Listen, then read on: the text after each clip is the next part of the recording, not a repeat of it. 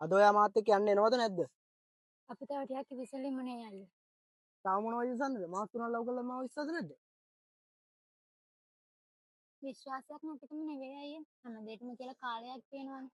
කෙලිදි පිටේ වටිනම දෙයකනේ. සමුසෙට මාව විශ්වාස නැහැ. ඇහුවොත් නම් කියන්නේ පණ උනක් දෙනවා කියලා. මං යනවා යන්න. අනේ පවන් යන්න එපා ඔයා ඉන්න. මම ඔයාව විශ්වාස කරනවා. හැබැයි මගේ මුළු ජීවිතේම තියෙන්නේ ඔයා ගත්තේ කියලා මතක තියාගන්න.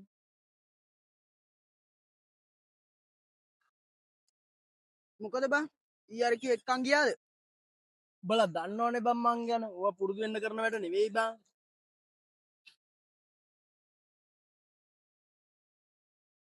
ඔව් ඔව් බං.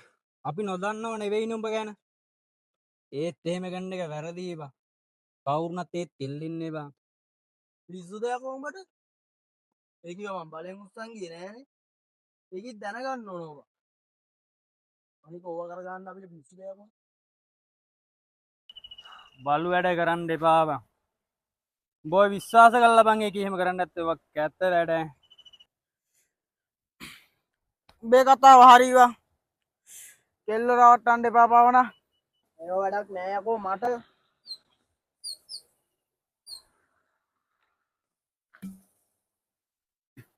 ඕකේ වේ.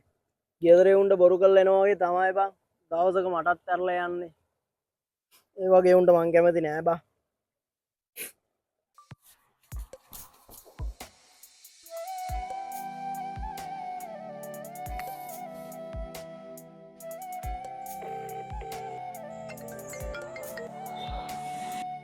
අනේ පවන් මම ප්‍රෙග්නන්ට් වෙලා. ඉතින් මට මොකද්ද කරන්න කියන්නේ? මට තේරෙන්නේ නැහැ පවන්. මං ගෙදර ආවිත් මොන දෙන්න කොහමද? අනික මං එදා තමුසෙට කිව්වට එක්ක බොන්න කියලා. කවුද යකෝ දන්නේ ළමයා කාගේද කියලා? අනේ පවන් මම ඔයාව විශ්වාස කරනවා කියන්නේ කොහොමද? එතන මම මොන කරන්නේ? මං දැන් මොකද්ද කරන්න කියන්නේ? තමුසේ ඕනි එකක් කරගන්නවා. මං තියනවා ෆෝන් එක.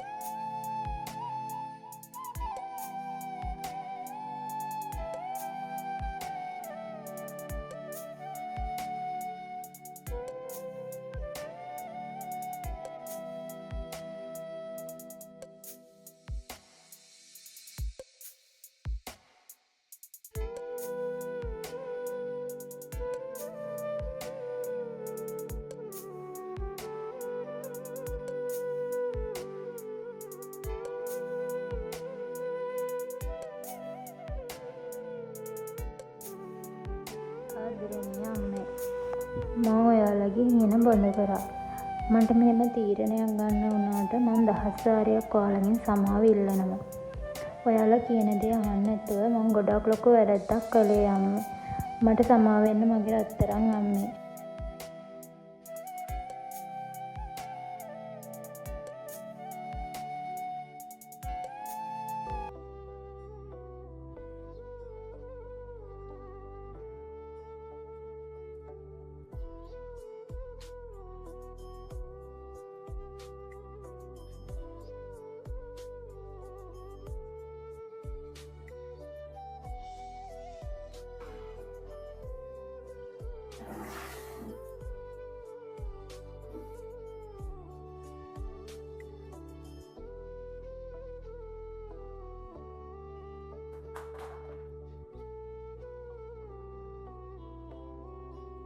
ආදරයට වෙන්නුනත් දිනයක් ආගන්තුකයන් පැමිණේවි ඔබව ඩැහැගන්න මෙන් ගොදුරක් පිරිමි කියන හැම එකාම දන්නේ නෑ කෙල්ලෙක්ගේ අගයක් ඔල්ලනේ හිතට ගනින් මෙන්න මේ වදනත් දවසක ඇයයි දරන්නේ ලොව අම්මා නම් මිනිකිරුලක් නොම කෙලසුණු මැනවී ඇය මුළු ලොවටම ආලෝකයක්